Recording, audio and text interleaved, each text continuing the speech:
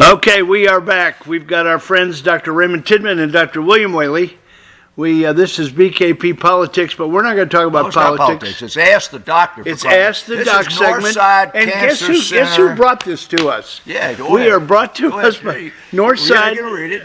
Well, I don't even have it here. I know it by heart. It's down in there somewhere. Well, okay. Northside Cancer Center. Okay, we are going to talk about Georgia Cancer Specialists, Northside Hospital Affiliated Institute. All right, so I'm in charge of my daggone program. Number one, officially, we're 2 inches behind in rain because they use 4 o'clock in the afternoon the day before. So we had 3 or 4 inches of rain last night. And I guarantee you, from my feet and my apartment over there, we're way above in rain.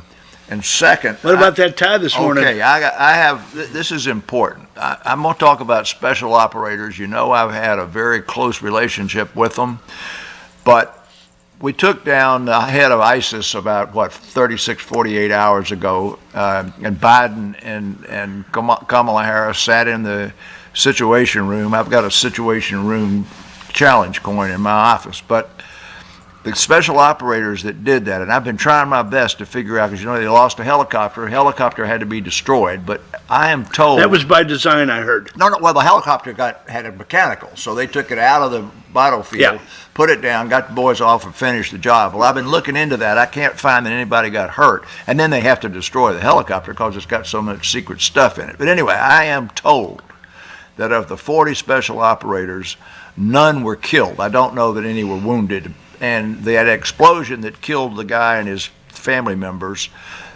they had a very high expectation that would be the outcome, because it's been the outcome in the previous 3 people. Yeah, he blew himself up. Okay, but what I wanted to say about that is those special operators have been living somewhere in Turkey or in Syria. They got long hair. They mix in with the population, but they cannot function without interpreters, drivers, and subcontractors that are somehow local. Okay? Now, you mean like the people we deserted? Go back. That's where I'm going. So now you go back to our embarrassing pullout from Afghanistan, and nobody knows the numbers, but Rick and I both know some people, and I've got I think I said something about this about a month ago. A guy that I know well.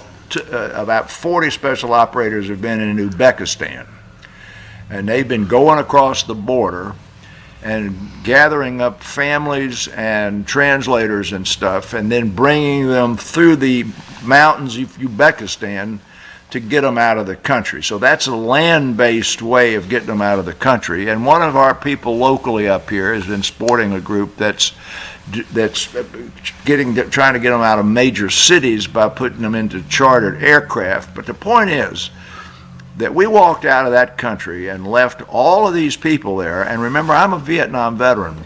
1,500,000 Vietnamese were killed after we left, because their families, their friends, their cousins, or the lady who punched the cash register in their village had supported the Americans in some way, and if you even knew them, they killed them. So they were sympathizers. Some of them were not sympathizers. They were just people that lived in the town or knew people. I mean, when they were brutal. Yeah. And I don't think the North Vietnamese, that Chinese culture, I don't think it's near as brutal as that Arab culture. So I'm afraid that if we can't get these people out of there sometime, and I'd say before the summertime, then we've lost. And anyway, that's my tie. I was wearing a flower tie a couple of weeks ago. I know exactly what you're talking about. Yeah, but it's been heavy. It's been heavy on my heart, and I've spoke about this about 8 weeks ago about the people in Uzbekistan, and so that's why I got this tie on. You want to talk about cancer for a while? Let's do that. All right. Now these are You got a question? These are Ray Tidman questions, because this has to do. Every one of these questions is a hazard-benefit ratio thing, and a sort of a survivalship kind of long-term care of cancer patients. Well, there's 4 people in this room, and I've had 2 cancers, so maybe I'm over. But at least 1 1/3 of us are going to die of cancer here. But That's a pleasant thought for the day. Yeah, well, I don't know. Raise the poster child for one sort of disease. You're poster child for the other. But I'm the cancer poster child because I've got prostate cancer and had melanoma. Me too. So we're long. Yeah, I know. I wasn't going to say it. So we got 2 prostate cancer survivors here, and then one of these is a prostate question. All right, the first question. My father is 79 years old and has a mechanical heart valve. Now, that's important. And he is in congestive heart failure much of the time. He has anemia due to the valve damaging his red cells. Now, we talked about Waring-Blender syndrome and anemia maybe a year ago when other COVID wasn't so big. And his kidney disease keeps him from responding well. So we've heard it talked about kidney disease keeping your blood count down. He is repeatedly iron deficient. We've talked about that. You have to give IV iron, taking iron pills will make your stomach hurt. You can't keep up with blood loss with an iron pill. Before he qualifies for the Lance Armstrong shots. Well, we talked about that before. So the background here is every one of these things we've discussed in detail. 7 years ago, he was diagnosed with a high grade 10. I guess that's a Gleason 10. That's a pretty high prostate cancer. Tell them, can you take a second and explain to them when you get a biopsy, you'll have probably 10 to 12 pieces of tissue, and what they do is they look at the average score of how many are actually malignant. Well, and then how aggressive is the malignancy? And how aggressive? Does it look a lot like the prostate gland, in which case it's Gleason 6 or something, that's low? Right. And does it just look absolutely crazy? Then they know it's cancer of the prostate because that's where it came from. But you look at it under the microscope and it's just wild-growing cancer. That's up with Gleason 10. Just so people understand what a high 10 is. That's a Gleason score. That's a bad prostate cancer. And it blocked his kidneys. So he had obstructed kidneys from this prostate.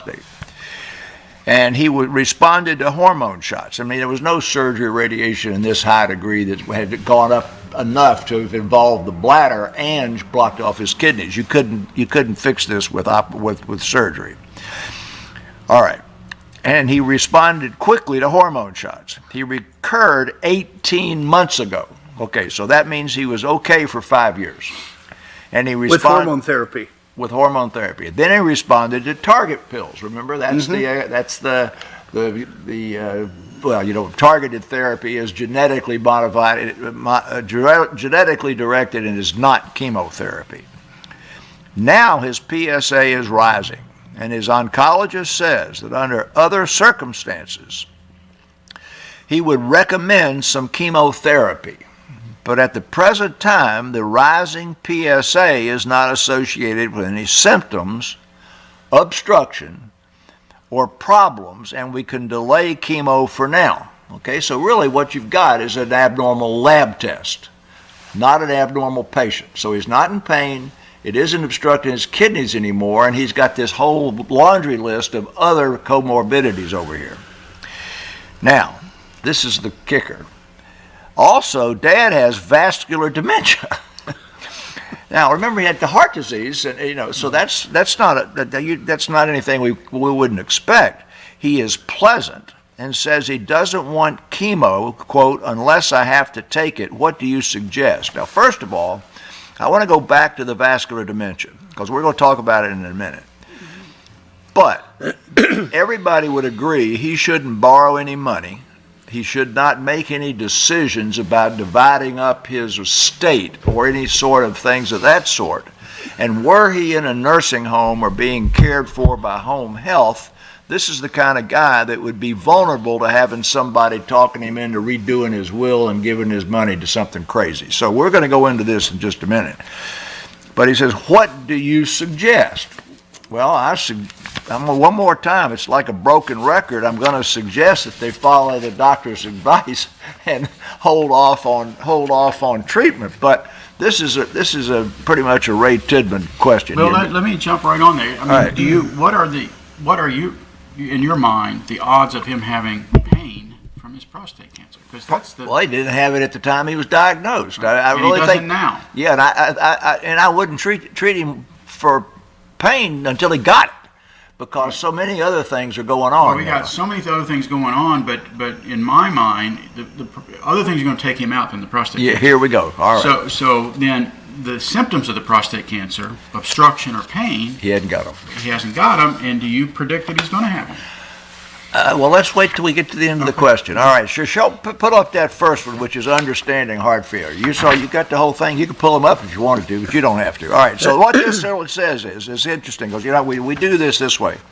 1 out of 5 people will develop heart failure. Well, there's 5 of us in this room right now, right? Mm-hmm. Okay, well, I think 2 of us are being treated for some degree of heart disease. Maybe 3 of us are being treated. Nope, I'm not. Okay, 2 of us are being treated for some degree of cardiac disease that is or can be associated with heart failure. We're taking diuretics. Now, but here's the important part right here. Half of people that are hospitalized with heart failure are dead within 5 years, okay? So that gets you to that point. Now, put up the next one. What you got here, BKP, you're not here to look at it. What's that say? Prostate cancer survival curves. Okay, here is group 4. That's the bottom line over there. You got that correct bottom line. The survival rate, look at 8 and 9 years, is down to less than 20%. Well, we know he's 7 years already, right here. So he's already out to here. This guy has had a great response with a high-grade prostate cancer. So 80% of the people that would have been diagnosed with his disease 7 years ago are already dead. So Dad got good treatment, and that curve starts to flatten there, doesn't it? Does. So you're not really thinking it's got much chance of progressing much beyond here, because he's on the flat part of the curve. All right, pull up that next curve. Now, you don't see survival curves very often for heart failure, but that is the heart failure of the degree that he has. And if you look at the timeline, where does it start to flatten out? 4th year. 4th year. What did I say when I read the first thing? Over half are dead at 5 years. Yep. So he is at the point here where just by, you can pull that down, by BKP statistical survival curves, the heart disease is most likely to get him. Now let's go into the dementia here a minute. Now we are all 3 demented to some extent, right? Mm-hmm. At least my wife says that. Well, my wife says the same thing. And I've got a real bad habit, and I don't lose my car keys. You can take it to the bank. I don't lose my car keys because I've lost them so many times. I am religious about putting them where I know where they are. Now, I'm married to a lady who can't ever find her car keys, and she's got 10 sets of them everywhere in the house. But basically, dementia is, I remember my first grade school teacher. I remember all of my addresses, and I'm sitting there with scrambled eggs on my tie, and I say, when's breakfast? So you like that one? You got... That was pretty good. Recent memory is poor, and you can really pull up lots of stuff from the past. And so you can talk about Reagan, and you can talk about Teddy Kennedy, or anybody you want to talk about. So the causes of dementia are numerous. Put that first one up there. But when you look at the brain CT, most dementias, you've got some atrophy of the brain, and even you guys have seen enough of these on here to realize that that little hollow place in the middle is bigger than it ought to be. Pull it down. You're not going to look at the little vascular things on there. But I've had brain MRIs. I'm sure Ray probably has, and it'll say microvascular disease. Well, everybody over age 60's got microvascular disease. That means there's little bitty places where those blood vessels have gotten sort of hard. And that terrible word, atrophy. It's cortical atrophy. So, and that's normal. So I tell everybody when they go to get the scan, I said, look, we're looking to see if there's cancer up there. Now, they're going to say that he's got microvascular disease and brain atrophy because he's over 65. Mine looks the same way. So when they come back and I give them the MRI report, they don't focus on these normal age-related changes. They thought that there's no cancer there. Or if you do the spine, I say 100% of people 50 years of age or older have got 6 or 8 discs on their spine. Don't worry about that. We're looking, does he have cancer in his spine? So they won't worry about the disc. I'll put that next one up now. This is a Ray Tidman diagnosis here. If you look at, this talks about vascular dementia alone. And what causes it? Blood pressure, diabetes, heart disease, and then what do you have? Problems with memory, and you get it to wander, blah, blah, blah. You can pull that thing down. So it's treatment. Well, You can't reverse it. Damage caused cannot be reversed. Future cerebrovascular incidents can be controlled if you control the risk factors. Okay, pull that down. So this guy has already got a mechanical valve. He's already got coronary heart disease. So you can keep his blood pressure down. You can keep his cholesterol pretty good. You can keep him anticoagulated. You can keep his red count up by giving him his Lance Armstrong shot so that his poor pump is not pumping poor blood, pumping pretty good blood, but you will not reverse any of that. So if he's got a life... And the medicines don't treat this. Huh? The memory medicines. Yeah, they don't treat it. And that's a joke. Prevagen's No, I'm not talking Prevagen about anymore. He's talking about the ones that cost $10,000 a month. They don't help this. Oh, I got you. They may help the other kind 1/2 of 1%, but they ain't going to help this one. The Alzheimer's is a different disease from this. Alzheimer's, which is the biggest number, but this is almost as big a number. Yeah, it's a big number. It's almost as big. It's almost as big. And this one can occur to you in your 40s or 50s if you got really bad heart disease. And most Alzheimer's doesn't hit you till you're 70, except for early onset Alzheimer's. And we have a very close colleague who's an excellent cardiologist who's got rapidly progressive, young onset Alzheimer's and will succumb to it quickly. So anyway, let's go back to this patient. 1, he's had excellent care. He's had 6.5 years after diagnosis, where at the curve is only 20% alive, and 7 years where he is. The heart failure has been beautifully treated, it seems to me. They've got a handle on the anemia. They got a handle on everything else, and he has had such good care that I would not mess with anything. And if he happened to get a painful bone metastasis or it re-obstructed his kidney, at that point you can consider, particularly if it's a localized thing obstructing the kidney, you could give him 10 days of radiation. Do a little spot welding. Spot welding and not have to get to chemo at all. But once you start giving him chemo, he'll be in the office once a week for a blood count. It means you got to get daddy up, get him in the car, get him wherever, however far it is he'll be getting the blood count. He'd be getting the chemo every 3 weeks, so he'd go in there and stay for hours. And the quality of his day-to-day life, I don't believe would be helped at all by chemo.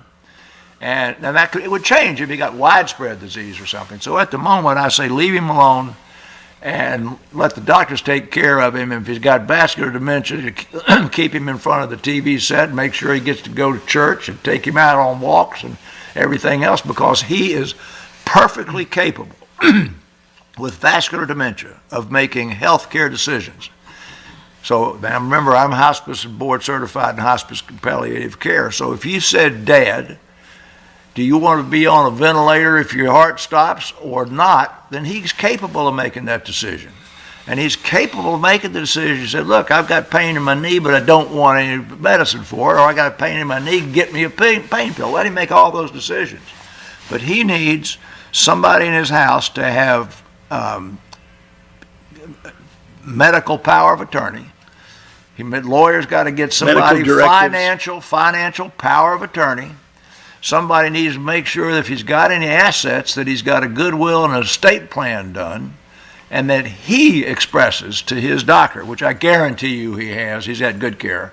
No, I don't want to be on a ventilator, and I don't want you pounding on my chest, and if God calls him home, let me have him. Or, yeah, you can pound on my chest. In that situation, 99% of my patients say, I don't want you pounding on me or putting me on a ventilator. If the Lord calls me home, he's going to get me out of all these problems. So that's what I would tell this family. Take it all, Ray, and run with it. You ended up there with where I begin with the patient, and that is that this is a quality of life issue. And in medicine now, I say that we can keep organs alive longer than we can keep people alive. And so you've got to have families looking at that kind of decision at that level. I mean, we can do immense things to keep tissue alive on a ventilator, on pumps, and all kinds of things, and folks have to decide about that.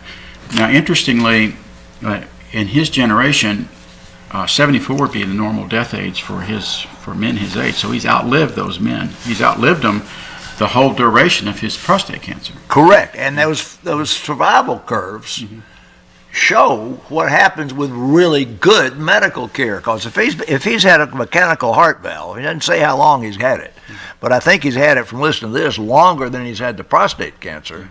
This guy's been getting great care. Bill, you sent me something about this particular generation that was interesting. Wasn't it? 1%er? Yeah. You want to give one sentence about that? No, go ahead. You do it. So, so that's the bigger issue. He's got 3 strikes, one of which is the heart failure. And one of the things I say to my heart failure patients, the most common thing probably I see in my office, most common thing you mentioned going into the hospital, is heart failure. And if you've got heart failure and left ventricular hypertrophy, that's the big spikes on your EKG, you have a higher mortality rate than most cancers. You know, your 5-year survival rate is very low with that. So they're doing great things to keep that well and alive. So my big issue comes down to, is he comfortable, dignified, nourished, and you know, clean?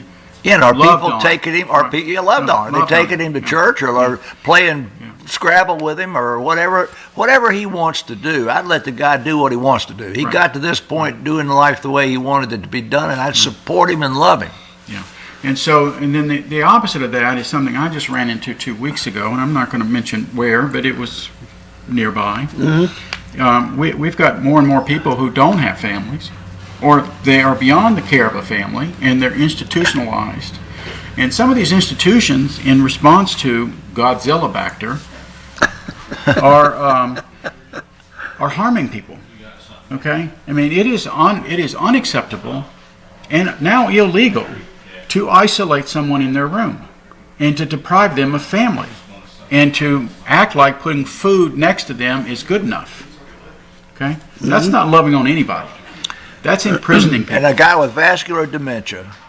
Now, I got the sense that he's not this far along, but a guy with bad vascular dementia might be in a nursing home, and he's in the bed and in the wheelchair and getting decubitus ulcers and everything else. So when you bring in a food tray and put it beside him, you got to have somebody go in there and feed him. Yeah. And the other thing that kills me about hospitals is somebody lying in bed like this, and they bring in a meal, and the guy can feed himself, and he aspirates because he's lying down. You got to sit him up and put him in a chair, otherwise he's going to suck his food down here. That is neglect. It's neglect, and that's what I'm getting at. You know, when we are ill, we need more care, not less care. Okay, so one of the hideous things that we will have to mentally work through as a society is the isolation that has been part of the treatment. Isolating sick people is not done well, okay, and it's unacceptable. So this particular case, this guy has family, has people around him, has lots of support, but there are a lot of folks that don't have that. Let's go back 100. Let's go back to the end of World War II. We were talking about immunotherapy coming in for kidney and malignant melanoma. Remember that the TB patients were placed in sanitarium. One here at Alto, we were talking about the ones in Japan. Well, those were huge, open air, big porches, generally lots of outdoor space, and they were all together. It was they're on a porch, all in blankets, next to each other, almost like being on vacation. Yeah, you know, on a cruise ship. Yeah. Well, Now, patients that have COVID, like as I said, we got four out of one office in a certain group up here. Those people ought to be home all together playing bridge for 5 days. Put them all in the car and let them go rent a cabin somewhere and stay together. They don't have to be locked up. Well, not only do they not have to be, they can't be. Well, and this is my pet peeve right now, is in our quote response to COVID and this sort of fear of spread, which by the way, this virus has spread regardless of what we've done. Okay, that we've harmed people, and there are 4 families right now that are getting after the institution I'm thinking of because they were kept from their family members. They were told, you can't come in here without X, Y, and Z, or us poking and prodding you, or you can't come in at all. And so this one patient I'm dealing with, vascular dementia. By the way, if you're able to remember or think about you losing your memory, you don't have dementia. Okay, we're just getting old. Yep. Yep. Where my car keys? Yeah, that's right. I know where mine are. They're right here. This individual is a retired physician and has the evolving dementia, and I visit her once a month, and I mourn inside of me, seeing more and more of her mind go.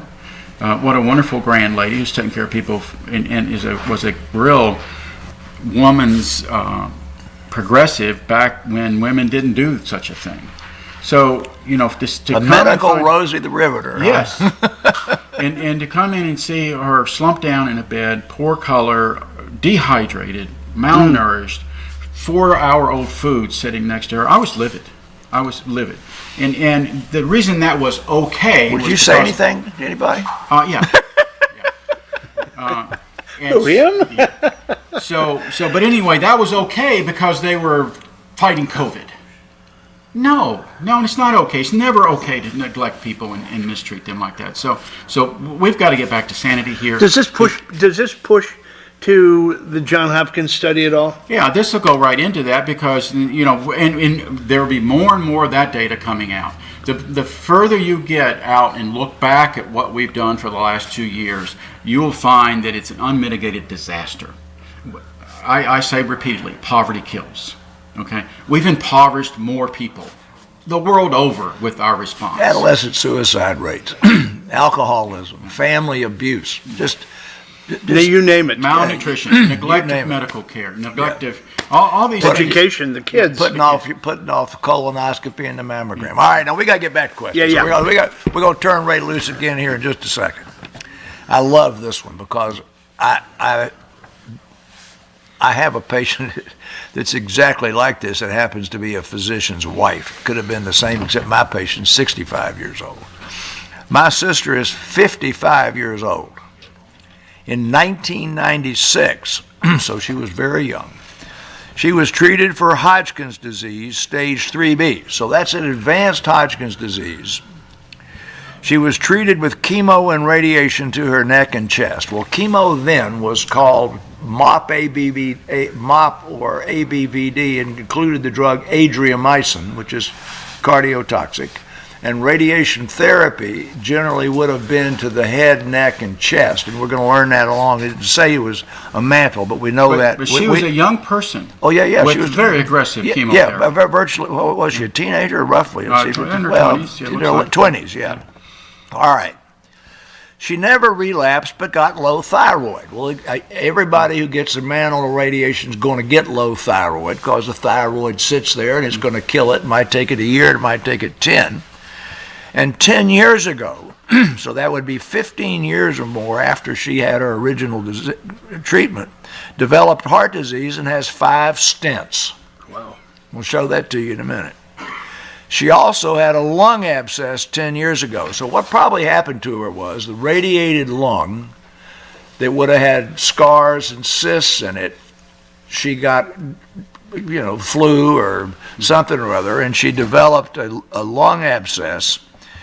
The radiated lung probably, that now becomes a sack of pus, had to be surgically removed. So she's lost a part of her lung, which would not have affected her breathing much because that was already dead anyway. So it's both happened at the same time. So they clearly made the heart disease diagnosis at the time she had this issue, and they've taken good care of it. Okay, now you're going forward another 10 years. Now she has stage 1 hormone-positive breast cancer and received a lumpectomy, but could not take the added radiation because of the history. Now remember, I am old, but I was part of the original studies that studied lumpectomy versus mastectomy for node-positive and node-negative cancer of the breast. And that is a 40-year-old proven fact that you can preserve the breast by doing the appropriate surgery and radiating the breast to prevent recurrence. So lumpectomy does not equal mastectomy unless you add the radiation therapy. Which she could not have. Which she could not have because she had so much previous radiation. Now, there's a subset of patients that are early stage, estrogen positive, in whom you give hormonal therapy to, and they have almost the same local control. You're only worried about local control here with the radiation, because if you're going to die, it's going to be distal anyway. So the idea of local control requires the radiation. All right, so now she could not take the radiation because of the history. The surgeon gave her a Remedex. Well, that's the right thing to do. And the studies that showed that early stage cancer can be preserved the breast without radiation in situations like this used a Remedex. Now, there's a whole handful of them, like chocolate, vanilla, and strawberry, but that happened to be the first drug that was used, and so it's easy to find a Remedex in the line than it is Zoladex, which is at the bottom if you're just going through the alphabetical. It's the top one on the list, so you just go boom instead of going to the bottom or anyone in between. Okay. Now, she stopped due to joint pain. Now, you'll remember that we talked about this about 4 or 5 weeks ago, in that musculoskeletal discomforts occur in at least a third of patients on aromatase inhibitors, and that Remedex happened to be at the top of the list, and you could switch, and at that time we're talking about going to Femara, going to tamoxifen or something. So this is pretty much the same sort of question. Stop due to joint pain. We have had 2 more opinions, so they're trying to figure out what the right thing to do, and some sort of hormone therapy is suggested by everybody. Well, clearly it is, because she couldn't get radiation. You want to cure her. We want to take an aggressive approach. What is your suggestion? Well, that question's asked a little bit like, would you suggest chemo or something? And the answer to the question is absolutely not, because I'm getting ready to show you the reason this lady needs some sort of hormonal therapy. And this menu is huge, so it's like going to a cafeteria. Don't say Golden Corral. Okay, but going to a cafeteria and you got 9 different choices, or a Chinese buffet and you got 100 choices for whatever it is. Okay, put that first one up there. We're going to start off backwards. Okay, what's that? That's a BKP survival curve. There you go. And this is all the different stages. Well, her stage, if you look, what's the 5-year survival rate? That's almost 100%. Yep. All right, so go to the next one. This has got all of your stages up there, and it says 100%. 5-year survival for her disease, and it's going to be 10-year survival too, is 100%. She's salvageable. Salvageable, yeah. 100% is pretty close to salvageable. Yeah. With proper treatment. Not without proper treatment. Okay, so now, what you got here? What's that called? Big algorithm for BKP. BKP, you watching it? So this is only early stage breast cancer. So what we make like this is really easy, and it's not terribly hard, but there is a whole bunch of stuff you got to go through. But this lady's tumor is less than 2 centimeters. She had breast conserving surgery and prolonged, that's endocrine estrogen type therapy, if applicable, will work. And then they say that if you're going to have a lumpectomy versus a mastectomy, the breast conserving surgery, you would have radiation. So they've done the right thing. And this allows no radiation. You'll notice none of these she doesn't have radiation there. Mm-hmm. As long as you're watching her like crazy, you're doing doctor's doing a breast exam every 3 to 6 months. She's getting mammography probably 6 months, a year, 18 months, 2 years, and then back to annual. But not a screening mammogram, a real diagnostic mammogram. So now we're getting off of the treatment for breast cancer. Put up that next one. This is the way Hodgkin's disease, we talked about lymphoma a few weeks ago. This patient had what's called mantle field radiation. You'll notice it gets the neck lymph nodes, the supraclavicular lymph nodes, and then all the lymph nodes that are in and around the heart and the ones under the arm. Well, what lives right underneath that big old point in the middle? What lives right there? Well, that'd be the heart. That'd be the heart, yes. So you cannot cure radiation. You cannot cure disease in the mediastinum if you're going to radiate it that does not affect the heart, because the lymph nodes are wrapped all around it. Now, we're not going to pull up this next one yet, because there is a field now called cardio-oncology. Northside Cancer Center has a huge group of cardio-oncologists, one at each of the big hospitals at Cherokee and Northside. Forsyth and at Northside. And any patient, like back 25 years, like her, that was getting ready to be treated in this fashion, would receive any drug that was cardiotoxic, and many of the monoclonal antibodies and so forth would get a cardiac consultation prior to beginning treatment. Echocardiogram, like I get, I'm getting my next echoes 3 months from now, or they get it on the front end. But they're establishing a baseline. Correct. What is the condition of the cardiovascular system going into therapy? Going into therapy. And there are certain preventative things that can be done that they might do. So anyway, we'll go get through this kind of quick. So throw that next one up there. Early complications are on the left-hand side of radiation therapy. First, you get esophagitis and you have trouble swallowing. You get through with that, and 8 weeks later, and you can get a radiation-related cough and all of that. You flip over to the right-hand side, and the very first thing it says is coronary disease, vascular disease, chronic pericarditis, that's scarring of the outside of the heart, and cardiomyopathy. Well, you can imagine if you're given a curative intent dose, a fairly high dose of radiation to lymph nodes, that muscle of the heart is more resistant to damage than the lymph nodes, but it's not totally resistant to damage, and you can cause various things, and she got coronary disease and cardiomyopathy. When you get coronary disease, you can get stents. We're all familiar here with people that have stents. You can pull that one down. And we're going to show the next beautiful color picture. When you've radiated that heart, you can microvascular disease. Remember, that's what we're talking about with a vascular dementia. That's what happens when people get radiation therapy as a prevention when they've got certain lung cancers. So microvascular disease, that's what leads to the cardiomyopathy. Coronary artery disease, that means that artery in there, which just imagine these arteries and veins here, you hit one of them and they're subject to be damaged, aren't they? So that radiation can damage and sort of scar that artery. Now you can pull that thing down. So that's the sort of family of things that this patient has had. She's doing fine. They've got the heart fixed. So what do I recommend? I recommend that you get on a hormone. I always say more is better.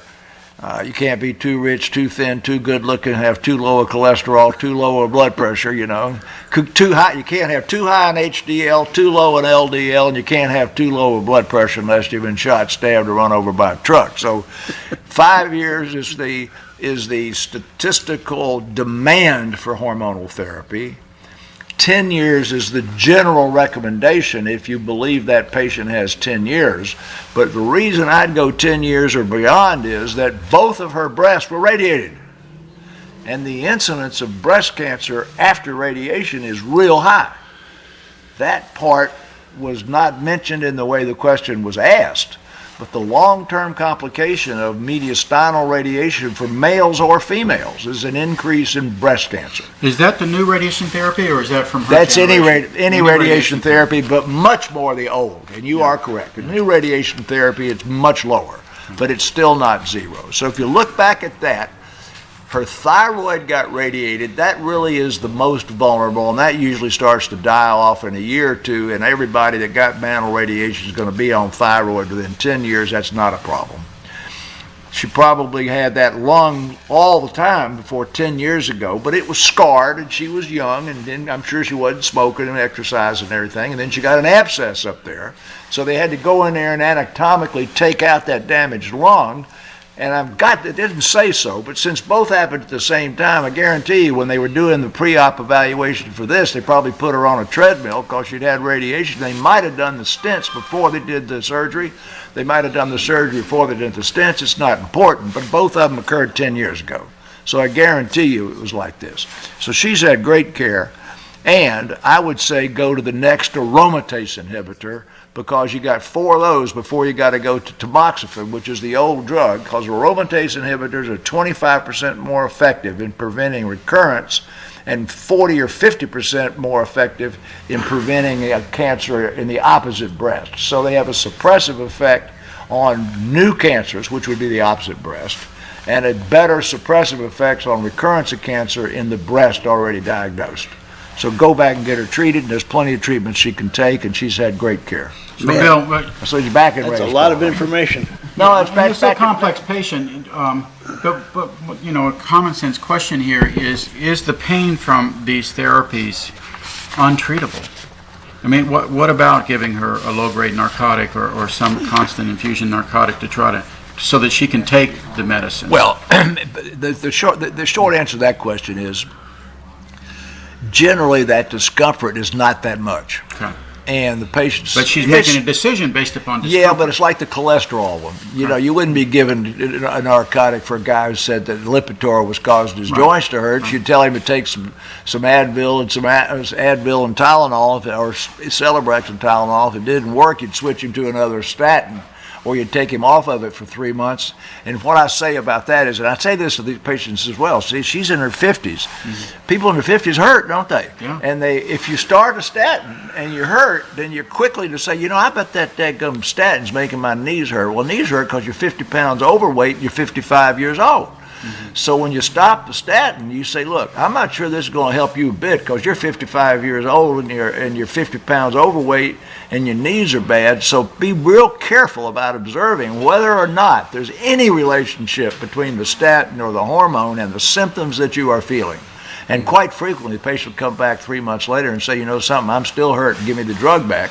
Or, I do feel a little bit better, although my knees still hurt, let's try drug number 2.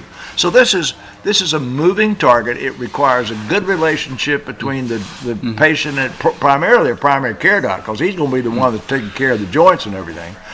We know the guy with a low HDL and a high LDL and heart disease needs to be on a statin. And it's the PCP's job to try and figure out what combination of drugs, diet, whatever I can do can I use to lower his LDL and raise his HDL, and I just got to put up with the fact that he's going to keep complaining. But that's his job. Right, and in our primary care job is, I'm not going to minimize your hurting.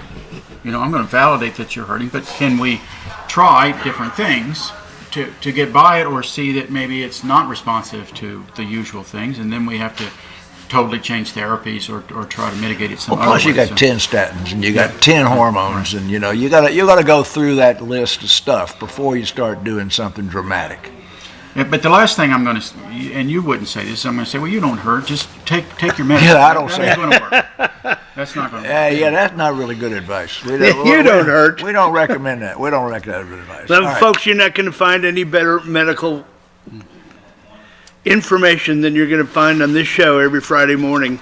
Georgia Cancer Specialists, affiliated with Northside Hospital, makes this available to everybody. Dr. William Whaley is preeminent in his field. He's old. He's old. That just means he's old. Yeah, right. Dr. Tidman, he's my guy. I trust him. And you violated confidence. That's okay. I guess from here. I'm proud to say that Ray's my doctor. Yeah, HIPAA goes this way. I don't want you to be my doctor. No, I know you don't. But you can be my friend. I can, yeah. Well, listen, Rick, we were talking about dementia here early on, and there's a new form of dementia, and it seems to be hitting the larger bureaucracies, and it has a Latin term to it. First of all, the term for stone or rock in Latin is lith. Yep. Okay. So those people with a craniofecal lith are really a problem right now. I want you to remember that Northside Hospital prevents politics on this. Right. We're not talking politics. No, that wasn't politics. Northside is neutral on politics. We got to talk about the latest news. First. Here we go. Well, first of all, latest news is I sent this to you yesterday. Because and I got it. Because I wanted you to see Biden cancer's moonshot about to be relaunched. It ain't Biden's cancer's moonshot, but anyway, he's trying to take credit for it. Yeah, exactly. What is that deal? Right. I watched that. Okay, all right. What does that say right there? Get your That glasses. says boosted Americans 97 times less likely to die of COVID-19. All right. So as Ray said earlier today, this COVID-19 is in our. You got two young people coming on here in a few minutes, and it is a bad case of the flu. And if our district attorney got this thing, he'd be miserable and he'd go home for 5 days and he'd take Advil and he'd sit and watch television or try and work from his computer. But he wouldn't die of it. Now, he's got an older family.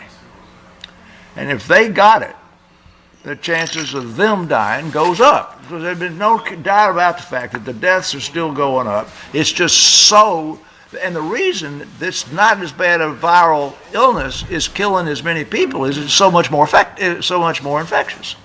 So the number of people that you would have gotten infected with the original COVID was 1.9 per case, right? Yep. And then when you got the Delta, it was 6. That R0 went to 6. I mean, we can't even count how high this is now. You know, one person walking through here and sneezing twice and everybody in the room could have it. That's why we, in one of the offices in our building that's got 21 employees, 4 are out this week with COVID. 4 out of 20 is 1/5. Yeah, okay, that's a big number.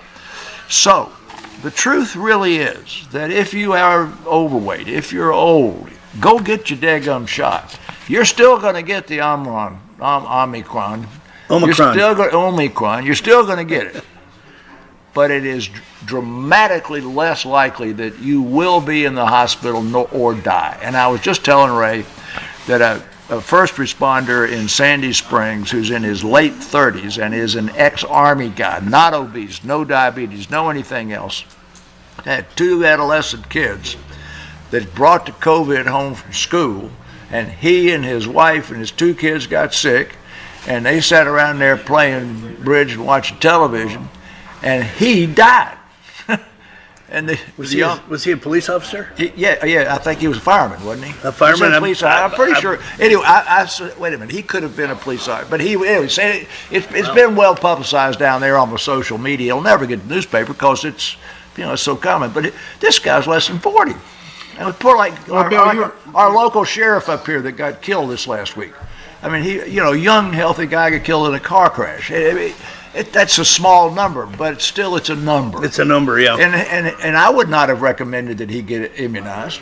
I would never have said it. But I think you just need to remember that it's the flu for almost everybody.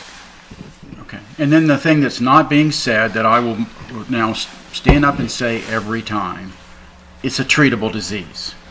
Okay? You need to have identified a physician who treats this disease, many different treatments. You need to get to them quickly, and you need to get care. Okay? Period. So, period. And whatever that is, it's a treatable disease. Now, for whatever reason, insane reason, the bureaucracies have not mentioned, talked about, promoted in any way treatment for COVID. COVID is treatable. Well, they have, in terms of those new drugs that have come out that are in limited supply, the BAM and all of that we did previously. For people that get to this level, where you got to go in the hospital and stuff like that. I'm talking about before you get in the hospital. I understand. No, I understand. But you should say early treatment. Early treatment. That's the key. That's exactly my point. Yeah. Early treatment. Right. You don't wait until your lips are blue. That's what he says every time. Lips are blue. Right. That's right. Now listen, I can see it coming up on you. Got a guest here who's got to go out and keep the streets safe and put people in jail. So we're going to wrap this up, but I'm going to say one more time. Everybody asks, what should they be doing this week? And I'm going to tell you, it's donating blood. Because when you go donate blood, somebody's going to get plasma, somebody's going to get platelets, and somebody's going to get red blood cells. And surgery has been shut down at every big hospital chain in the state of Georgia. But elective surgery, bypass surgery, valvular replacement. If you've got shots, you get operated on. So let me but if you put want to go a local emphasis on that. We have a patient who has complications of their heart medicine. They're on a medicine that keeps their blood thin. Okay, nosebleed, rectal bleed. Kept taking the medicine. They kept saying take the medicine. Hemoglobin went down to 6. That's half of the patient's blood's gone. And anything below 7. Right. Sent him to the emergency room with critical levels, and he got 1 unit. 1 unit. So that's because there's no blood out there. There's no blood. So right now. So now he needs to come in and get some iron. He's going to come in and see you and get some iron, and maybe you guys can find some more blood for him. But right now, his life is threatened by the lack of blood. It is correct. The cruisers that come into town here to where you give your blood. Yeah. Does that stay local? No, not necessarily. Well, when you say stay local, yes, because there's region. local blood bank, but that might get to North Carolina, Alabama, or Florida, because it goes into a pool. I used to be the head of the Red Cross blood program for Georgia. That's been 40 years ago. But the one thing to remember is 3 people get benefited by 1 bottle of blood. Okay. 3 people get benefited by 1 bottle of blood. That's 1 unit. 1 unit, 1 bottle of blood. You're going to get a big old thing of orange juice and a handful of cookies. It isn't going to cost you anything except 30 minutes in a chair and a Band-Aid. And people that are healthy and young, in the military, they used to get off a half a day and they donate blood every 8 weeks. And I told you about 3 years ago about a patient I have up here in Blue Ridge who retired from Lockheed that had genetic hemochromatosis and a really high iron level that only became apparent after he moved to Blue Ridge. Now, you do remember this patient? He was at Lockheed, where they gave them a full day off every time they donated blood for 8 weeks, and he was a 100-gallon blood donor. Wow. So for his entire career at Lockheed, he was treating undiagnosed hemochromatosis by voluntarily giving blood. And so when he got up here, he had to get blood drawn off. Okay, so when we draw it off, it cost him $1,000. So I said, you can go back to Lockheed from here when they're going to have Start giving you a blood drive. You don't have to give it every 8 weeks, but I want you to give it 4 to 5 times a year. So he's still doing it. I think he's 70-something now. But he donates blood 3, 4, 5 times a year. Bill, are you saying you're beating the system here? Huh? Are you saying you're beating the system here? You're gaming it, huh? This is. I don't think we ought to charge for blood donation when you can donate it for free and people get benefited by it. I mean, I could go on and on and on with these guys because it's just so interesting to see the dialogue and, where some of this goes. But we got to change horses. So you got anything left? Yeah, we're going to be his guest next Saturday night. Well, excuse me, we're going to pay to be his guest next Saturday night at the Republican. I'm giving a plug to my band over I know. there. Well, we're going to talk about Dr. and Mrs. Tidman going to be Dr. Whaley's guest. I'm chairing that committee, by the way. We're going to put a red, white, and blue flag. Outside of Frank politics, put me in charge. We can't talk about politics. This is social we're talking about. No, we're social, but we're talking about we have DAs and sheriffs and policemen who enforce our laws and keep us safe. Yeah, like my buddy Dane. What a concept, huh? What a concept. Yeah, my buddy Dane, my buddy Johnny. Yeah. We support them. Yeah, we do. Yeah, we do. We support them. And we'll continue doing that. Okay. This segment, again, is brought to you by such an important group, Georgia Cancer Specialists, affiliated with Northside Hospital. Thank you, buddy. All right. Got to go Thank to work. Thank you, sir. You're welcome. I appreciate it. Oh, and I didn't go through the positive test this week, which is down to 18. It was 21 last week. So keep them coming down. It's coming down.